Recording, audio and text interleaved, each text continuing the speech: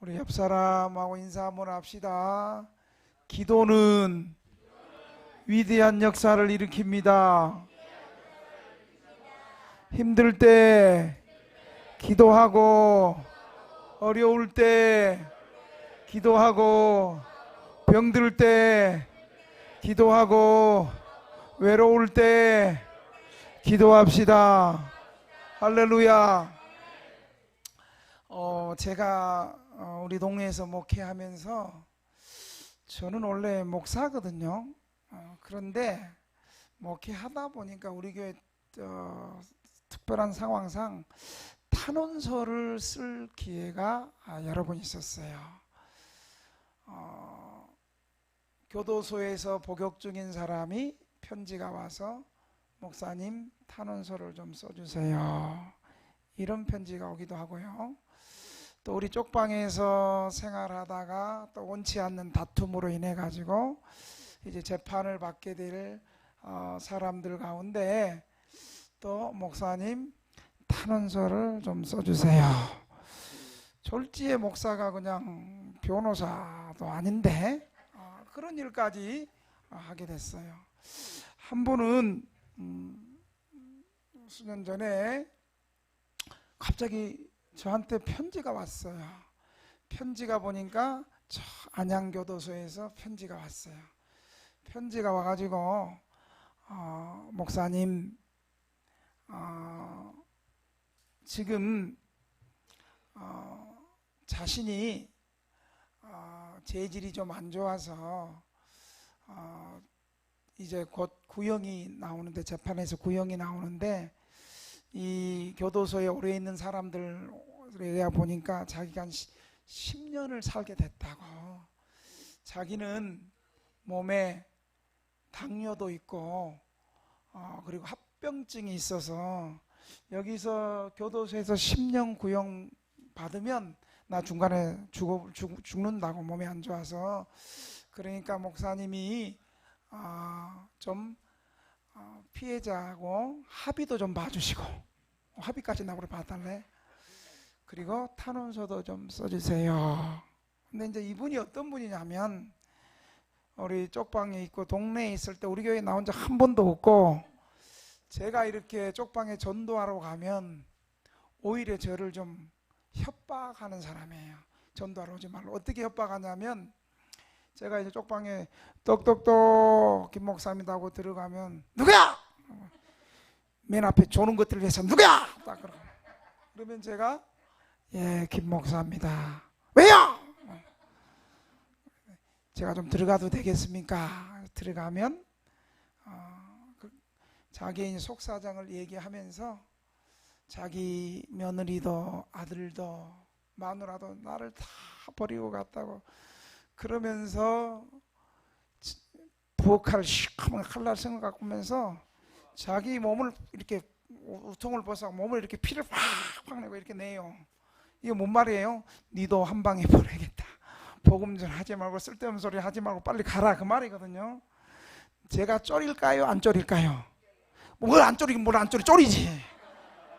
나도 쫄여. 내가 뭐 가슴에 철판 있나요? 나도 찌르면 들어가지. 근데 목사가 또 우리가 또 가오가 있지. 가오가 있지. 또 그 무섭다는 표시를 내면 안 되잖아요. 오줌이 찔끔찔끔 나오지만 얼굴은 평안한 척, 전혀 두려워하지 않는 모습으로 모두를 바꿔서 이름 얘기하면 안 되구나. 아무개씨, 내가 당신의 칼날이 무서웠으면 내가 이 동네에 들어오지 않았다고. 목사의 최고의 영광은 순교라고. 찔러보라고. 세게 나가야 돼. 어설프게 나가면. 그러니까 이분도 이제 내가 좀 겁을 먹을 줄 알았는데, 우리 교인들은 그러지 마, 이미 다 얘기해놨으니까 그럴 리도 없겠지만, 그러니까 이분이 이제 그렇게 협박도 못하고 그러면서 복음 전하고 오는데, 그때뿐이고 참 우리 동네에서 힘들게 했어요. 그래서 제가 그 편지를 보고 탄원서 써줬겠어요? 안 써줬겠어요? 안 써줬어. 그래서 처음에는 그냥 제가 그 첫 번째 편지에 응하지 않았어요. 그랬더니 두 번째 편지가 또 온 거예요. 두 번째 편지가 와가지고, 목사님, 제가 목사님이 등대교회 목회할 때 제가 목사님을 참 무시했습니다. 그렇게 저 예수 믿으라고 권면하고 그러는데도 불구하고 저는 오히려 목사님 말을 진실하게 듣지 못하고 참 우습게 여겼는데, 제가 염치불구하고 이렇게 편지를 보내니 목사님 좀 도와주세요. 근데 이 편지를 받고 이제 고민하고 있는데, 또 제 아내도 여보 한번 도와줘야 되지 않겠냐고. 그렇게 해서 제가 탄원서를 썼어요. 존경하는 재판장님, 저는 동대문 쪽방촌에서 목회하는 쪽방 주민들과 노숙인을 상대로 목회하는 김양옥 목사입니다. 이분이 원래 그런 사람은 아닌데 쪽방에서 이혼하고 가족과 단절해서 생활하다 보니까 자기도 모르게 술 먹고 밤에 그런 사건을 벌였는데 선처해 주시기를 바랍니다. 제가 이분을 잘 지도하고 교육해서 다시는 이런 일이 없도록 최선을 다해서 기도하고 노력하겠습니다. 그렇게 해서 제가 제 도장을 쓰고, 그리고 우리 쪽방 주민들 100명에게 다 지장 이름 쓰고 서명 날인을 다 받았어요. 우리 교인들 중심으로. 그분이 동네 사람들이 서명 날인 해주려고 그랬겠어요? 안 해주려고 그랬겠어요? 어떻게 그렇게 잘한대? 목사님, 저 새끼는요 저기서 홍밥 좀 먹어야 됩니다. 저거는요 목사님 또 나오면 또 우리 쪽방 또 피곤하게 합니다. 안 됩니다. 그래서 제가 또 설득을 했어요. 그러지 말고 입장 바꿔서 한번 생각해 보자고. 아무리 미워도 저분이 당뇨도 있고 합병증도 있고 60이 넘었는데 저러다가 감옥에서 죽으면 어떡하냐고. 사람이라는 게 어떻게 변할지 모르지 않습니까? 맨 앞에서 좋은 것들은 어떻게 될지 모르겠지만 그래도 한번 기회를 주는 게 좋지 않겠습니까? 그렇게 해서 설득을 했어요. 그랬더니 목사님, 내가 그 새끼 보기 싫어서도 안 써주지만 내가 목사님 얼굴을 봐서 제가 도장을 쓰겠습니다. 그렇게 해서 박수 치려면 확실히 치고 안 치려면 말고요. 그렇게 해서 100명의 쪽방 주민들의 서명 날인을 받아가지고 교도소로 보냈어요. 그랬더니 두 번째 편지가 일주일에 날라왔어요. 어떻게 날라왔냐? 목사님, 저는 재질이 안 좋아서 저 담당 검사도 저를 볼 때는 벌레 씹듯이 저를 봤는데 이 탄원서가 들어오고 나서 저를 불렀습니다. 그리고 당신하고 김양옥 목사하고는 어떤 관계냐? 그래서 자기가 솔직하게 얘기했대요. 솔직하게. 사실 저는 꼴통이었고 목사님이 목회하는 쪽방촌에서 교회 한 번도 나간 적도 없고 그렇게 살았는데 제가 어려움을 처할 곳이 없어서 염치불구하고 목사님한테 이렇게 해서 탄원서가 왔습니다. 그랬더니 그 검사가 또 얘기하는 거예요. 그러면 당신이 그때 그 밤에 같이 동석에서 7명과 술 먹고 당신이 범죄를 저질렀는데 그 같이 동석에서 술 먹은 7명의 서명 날인을 목사님으로부터 받아달라고 다시 한번 편지하세요. 그러고 두 번째 편지가 왔어요. 그래서 이제 또 숙제가 또 있잖아요. 제가 우리 또 쪽방에 또 7명을 또 찾아갔어요. 7명은 또 그 사람하고 50보 100배 하는 또 센 사람들이거든요. 그래서 또 7명을 찾아가서 이분 이렇게 해서 검사님이 여러분 같이 술 먹었던 사람들 이 사인만 받으면 아마 좋은 소식이 있을 것 같은데 이거 좀 도와달라고 그랬더니 목사님 안 됩니다. 저 새끼는 또 나오면 우리 또 가해하고 우리 또 보복하고 저 절대 안 됩니다.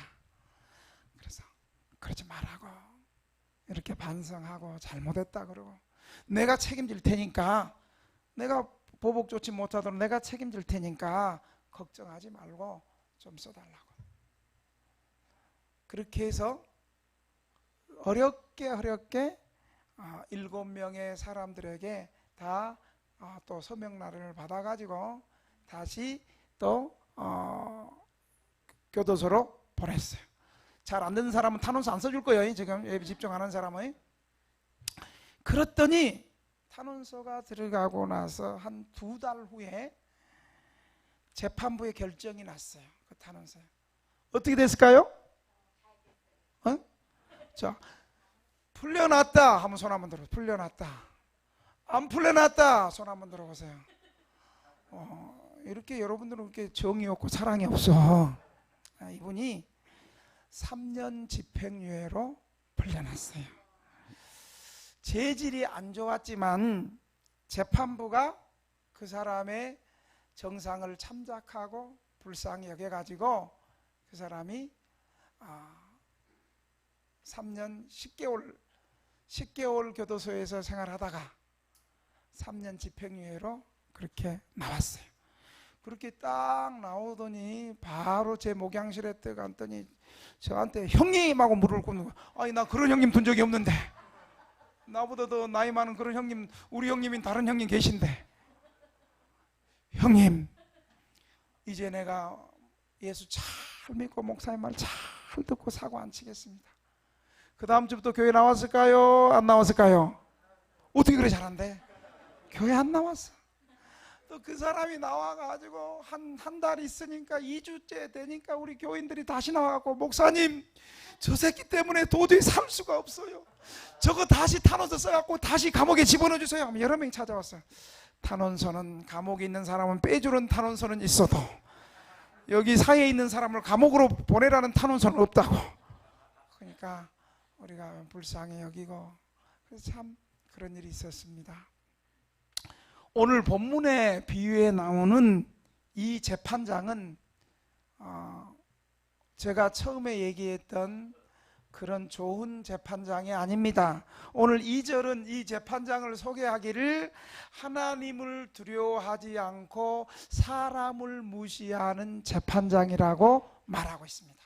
그러니까 이 재판장은 선한 재판장이에요? 불의한 재판장이에요? 불의한 재판장이에요. 예수님께서 이 불의한 재판장, 하나님을 두려워하지 않고 사람을 무시하는 이 불의한 재판장을 비유로 들은 것은 실제로 예수님 당시에 팔레스틴 사회에서 그런 재판장이 너무 흔히 많았고 실제로 있었던 이야기를 예수님께서 비유로 말씀하십니다. 이 불의한 재판관은 유대인 재판관이 아닙니다.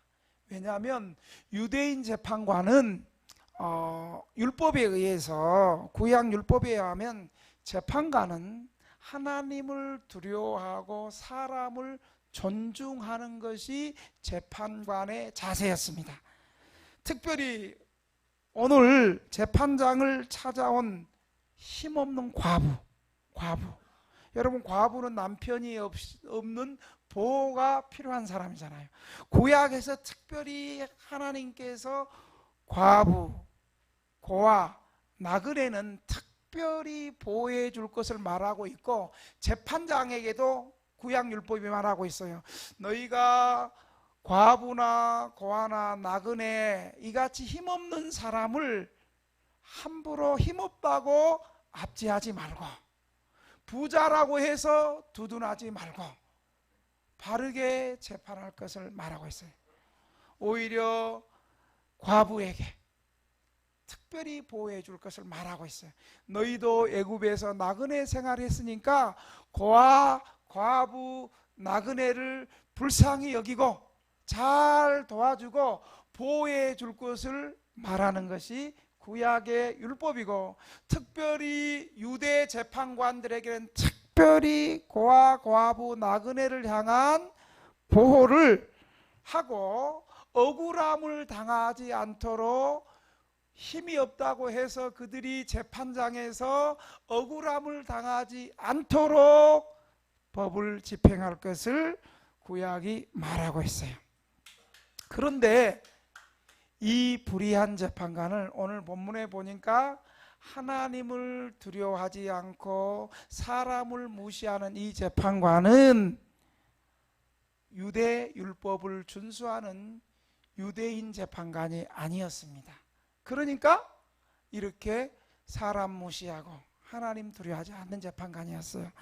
이 재판관은 당시에 헤롯 왕이나, 당시 이스라엘은 로마의 압제를 당하고 있는데 로마 정부에 의해서 돈을 받고 유급으로 고용된 치안 판사 가운데 한 사람이었습니다.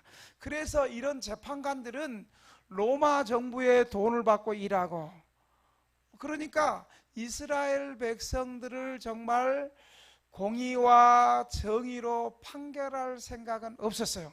나는 로마 정부로 돈 받고 일하니까. 그렇게 그런 악명 높은 재판장이었습니다. 오늘 과부처럼 자신의 억울함을 풀어달라고, 자신의 권리를 보호해달라고 요구하는 힘없는 원고가 바로 소를 소송하는 거거든요. 이 원고를 정의롭게, 공의롭게 보호해주지 못했어요. 이런 힘없는 과부가 재판에서 당시에 이길 수 있는 길은 뭐냐? 이 재판장을 뇌물을 쓰거나 돈을 주거나, 이 재판장보다 더 힘있는 위에서 붙어있는 로마 정부의 권력을 의지하지 않는 이상 이 힘없는 과부는 재판에서, 소송에서 이길 수 있는 길이 하나도 없었습니다. 이 불의한 재판관, 이 악명 높은 재판관은 당시에 어느 정도냐면 누가 고기 한 접시만 사줘도 재판을 그 사람 편에 정의 없이 행하는 재판관이었어요. 그래서 당시의 백성들은 이러한 재판을 어떤 재판이라고 그랬냐면 강도 재판이라고 그랬어요. 무슨 재판요? 강도 재판. 강도가 하는 재판이라고, 강도가.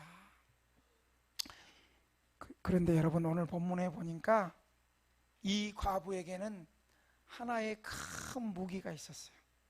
이 힘없는 과부, 어떤 무기일까요? 끈질기게 매달리는 끈질긴 집념이라는 무기가 있었어요. 이 과부도 알아. 이 강도 같은 재판장이 내가 돈 없고 힘 없고 빽이 없으니까 자신을 만나주지도 않을 것을 알아. 그러나 그거 알기 때문에 이 힘없는 과부가 자기의 억울함을 풀어달라고 아침 일찍 새벽부터 그 재판장에 다 이 재판관이 출근하기 전부터 앉아가지고 재판관님 그렇게 뛰어가가지고 맨 앞에서 조는 것들을 향해서 이 재판관이 그렇게, 과부가 재판관님 할렐루야. 이 설교가 제대로 되는지 모르겠어. 기도 많이 했는데 하여간 그렇게 가가지고 아침부터 바지가리를 잡아내면서 나의 억울함을 풀어 주시옵소서. 그럼 이 재판관이 그러세요? 그렇게 했겠어요? 뭐야 이거? 나 바빠.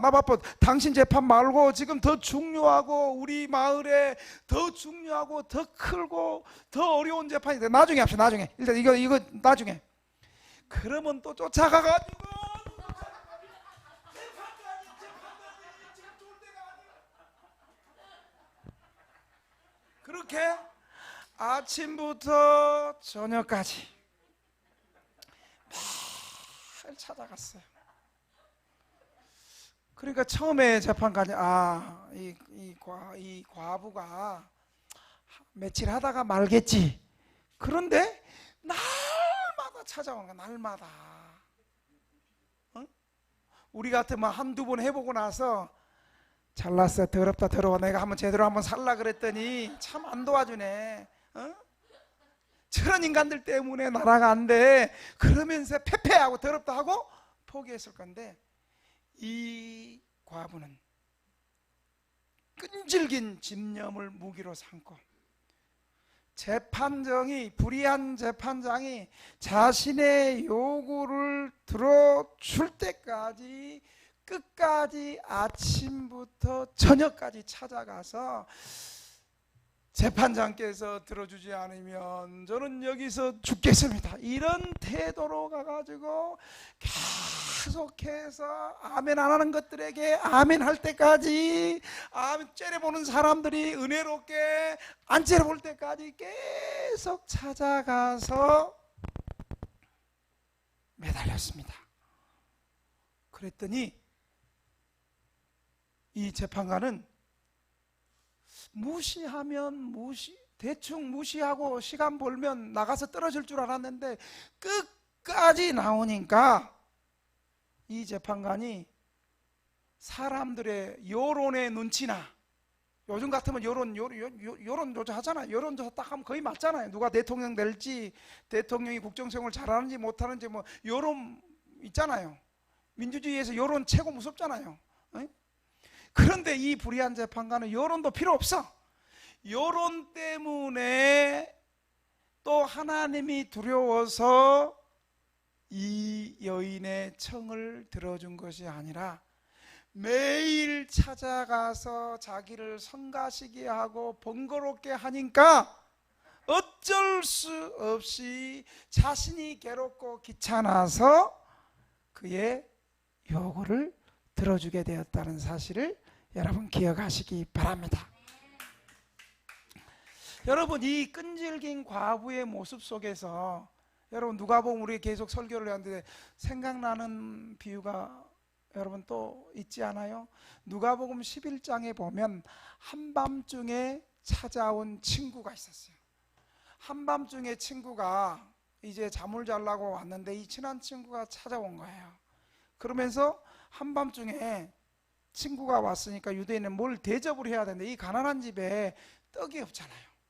모처럼 친구가 왔는데, 그래서 그 친구를 대접하기 위해서 이 사람이 동네 가가지고 막 똑똑똑 밤 12시에 계속 쾅쾅쾅 두드리면서 떡을 좀 달라고, 내 집에 손님이 왔으니 떡을 좀 달라고 그렇게 얘기한 거예요. 그럼 어때요? 처음에는 밤 12시 이게 뭐야, 이 시간은 자는데, 그러고 무시하고 처음엔 잠을 잤어. 그런데 계속해서 똑똑똑똑 계속 두드리는 거예요. 그러니까 옆에 같이 잠자던 자기의 자녀들이 아빠 이거 뭔 소리, 시끄러 죽겠어 뭐예요. 가만히 있어봐, 나중에 저런 가겠지. 그런데 계속해서 그냥 두드리면서 떡을 달라 그러니까 그 본문에서 뭘 얘기하냐면, 내가 당신이 지금 떡 3덩이 달라는 것은 내가 친구기 때문에 주는 것이 아니라 당신이 하도 시끄럽게 강청하고 이 한밤중에 잠 다 깨우고 강하게 요구하고 강청하니까 어쩔 수 없이 그 떡을 내가 주겠다, 이런 거예요. 주님께서는 이 불의한 재판관을 통해서 예수 믿는 저와 여러분에게 오늘 이 비유를 통해서 우리에게 말씀하고 싶은 게 있는 거예요. 이게 바로 6절에서 8절까지. 6절에서 8절에 보면 이렇게 말해요. 주께서 또 이르시되 불의한 재판장이 말한 것을 들으라. 하물며 하나님께서 그 밤낮 부르짖는 택하신 자들의 오난을 풀어주지 아니하시겠느냐. 그들에게 오래 참으시겠느냐. 내가 너희에게 이르노니 속히 그 오난을 풀어주시리라. 그러나 인자가 올 때에 세상에서 믿음을 보겠느냐 하시니라. 이렇게 말씀하고 있는 거예요. 불의한 재판관도 이 힘없는 과부가 매일 찾아가가지고 도와달라고 아침 저녁 쫓아다니면서 계속 그러니까 이 불의한 재판관이 공의롭고 정의로워서 들어준 것이 아니라 귀찮고 성가시고 번거롭게 하고 피곤하게 해서 들어줬는데, 그러나 하물며 우리 하나님은 어떤 하나님이에요? 우리 하나님은 우리를 위해서 예수님을 이 땅에 보내주셔서 우리 죄를 대신해 주시고, 우리 죄 때문에 우리가 죽어야 되는데 예수님이 대신 십자가에 피 흘려 죽으심으로 우리 죄를 용서해 주시고 3일 만에 다시 살아나셔서 우리를 천국 백성 삼아 주시고, 지금도 하나님 보좌 우편에서 우리를 위해서 대신 기도하시는 그 선하신 하나님은 너희 믿는 자들의 택한 백성들의 기도는 반드시 들어주지 않겠느냐. 그러니까 기도하는 거 낙심하지 말고 끝까지 기도하면 된다, 이렇게 말씀하시는 거예요.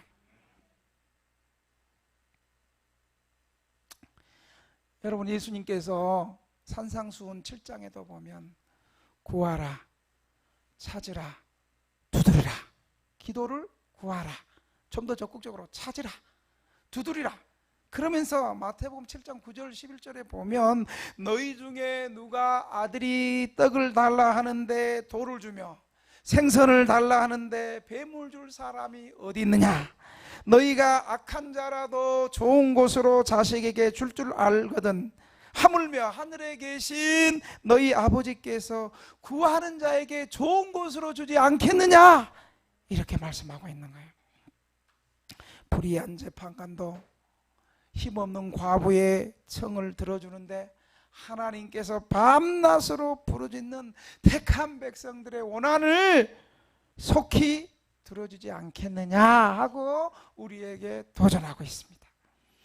예수님은 하나님께서 원한에 사무친 호소를 속히 들어줄 것이라고 말씀하시면서 제자들은 예수님이 재림하시는 날까지 끈질기게 인내하며 계속해서 낙심하지 말고 기도하는 믿음을 가져야 할 것을 이 비유를 통해서 우리에게 말해주고 있는 거예요.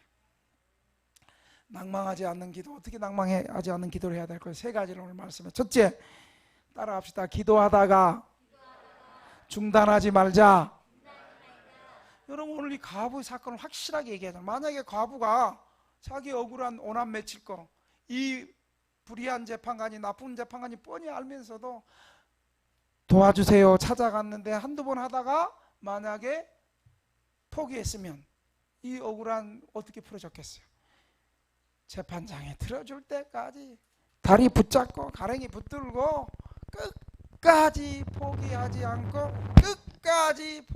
않고 요청했더니 응답된 거예요. 여러분, 영국의 조지 밀러라는 기도의 사람, 조지 밀러의 5만 번의 기도라고 우리 그리스도인들에게 많은 도전을 주는데, 이 조지 밀러 목사님이 불신자가 구원받기 위해서, 불신자 전도를 위해서 60년을 기도했어. 여러분, 몇 년? 60년. 그 60년 기도한다는 게 쉬운 거예요? 대부분 60년 기도하다 중간에 포기하는데 이 조지 밀러 목사님은 60년 동안 계속 기도했어요. 그런데 응답이 없었어요. 그리고 나서 조지 밀러 목사님이 돌아가셨어요. 그러니까 사람들이 봐, 조지 밀러 목사님도 기도 응답 안 되는 것이 있네. 그런데 조지 밀러 목사님이 돌아가신 그 다음 해에 죽은 지 1년 만에 그 불신자가 회개하고 예수 믿게 되었습니다. 우리는 무엇을 위해 기도를 시작하면 그 기도가 응답될 때까지 기도해야 되는 거예요.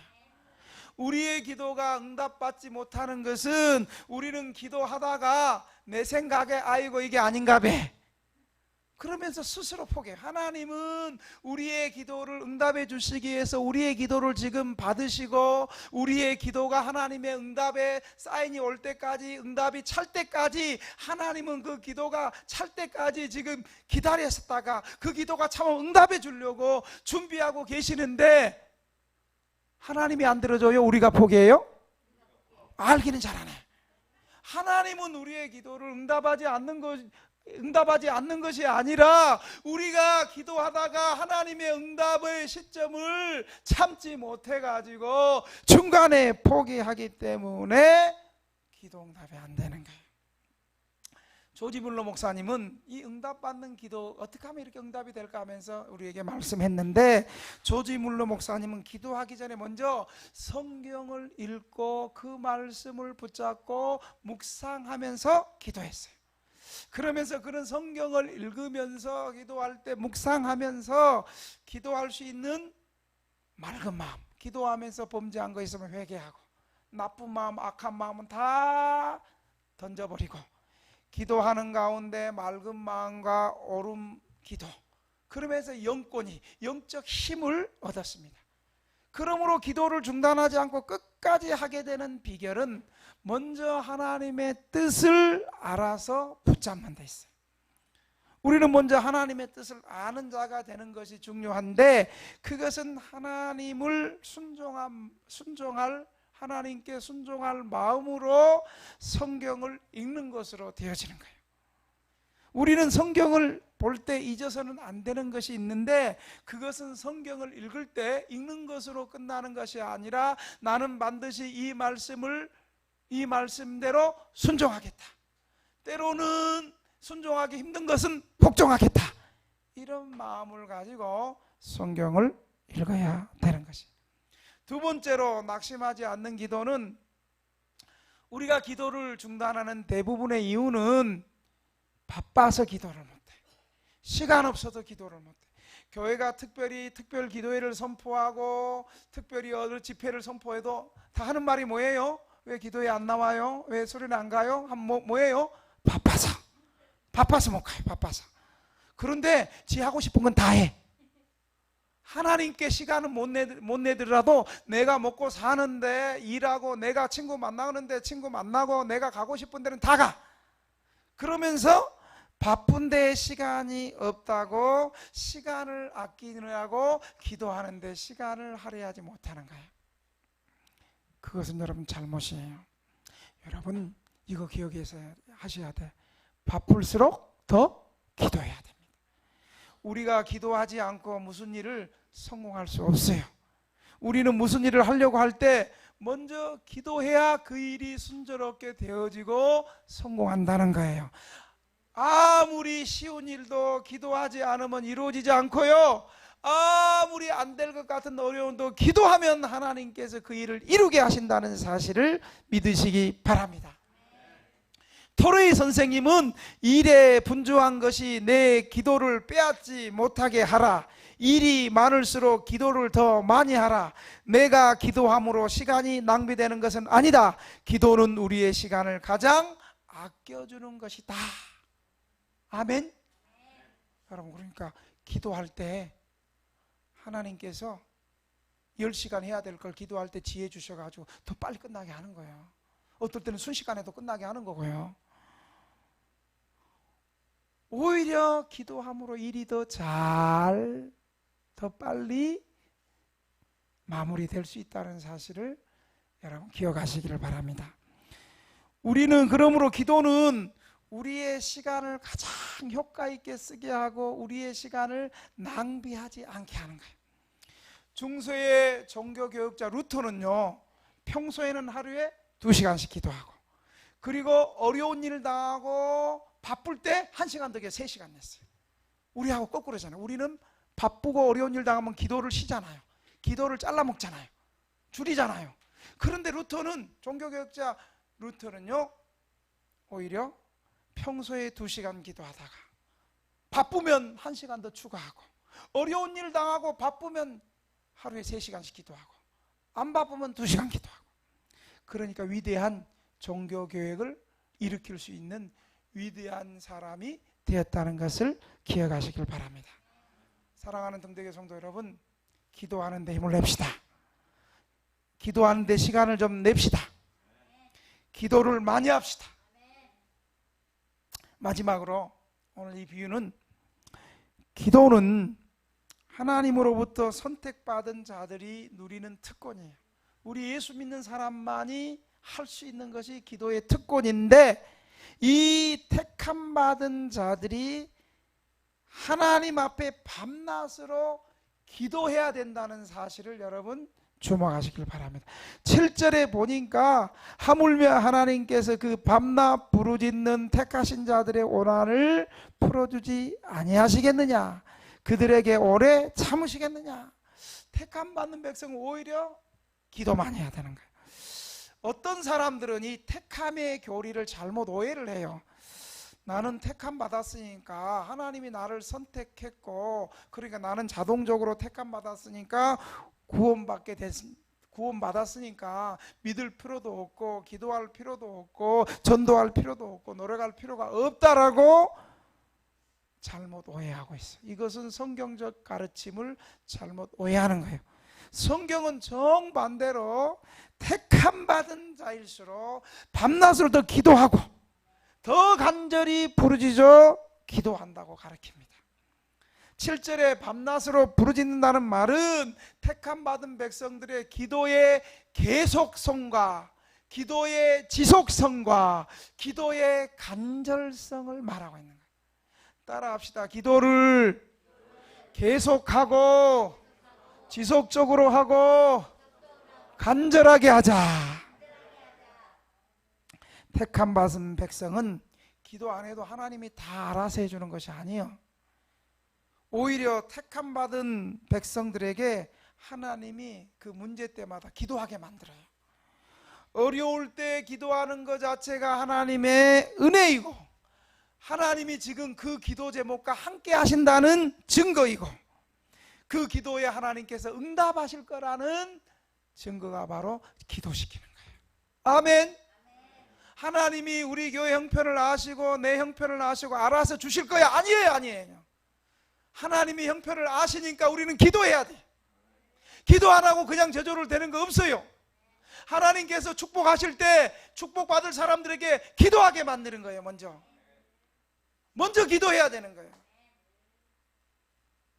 그래서 이 과부의 비유처럼 이 비유를 통해서 예수님 재림하실 때까지 우리 예수님의 제자들과 신자들은 예수님의 재림 이 땅에 다시 오실 때까지 계속해서 기도하고 지속적으로 기도하고 간절히 기도해야 될 것을 오늘 이 비유에서 우리에게 말씀하시는 거예요.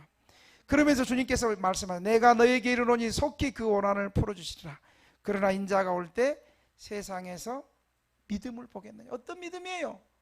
낙심하지 않고 예수님의 재림이 조금 세상 사람들에겐 지연되게 보이지만 낙심하지 않고 계속해서 기도하고 지속적으로 기도하고 간절히 기도할 그 믿음을 많은 사람들이 예수님 안 재림하시네 그러면서 떠나간다 할지라도 우리는 낭망하지 않고 계속적으로 기도해야 될 것을 가르치고 있는 것입니다.